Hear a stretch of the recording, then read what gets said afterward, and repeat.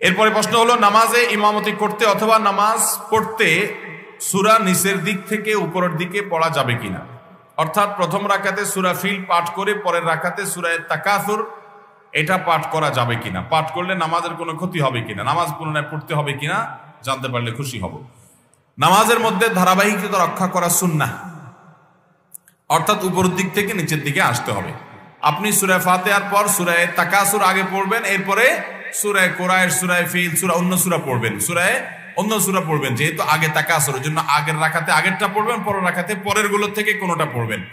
আপনি যদি উল্টা করে ইচ্ছাকৃত পড়েন তাহলে নামাজ হয়ে যাবে, কিন্তু নামাজটা ত্রুটিপূর্ণ হবে, মাকরুহ হবে।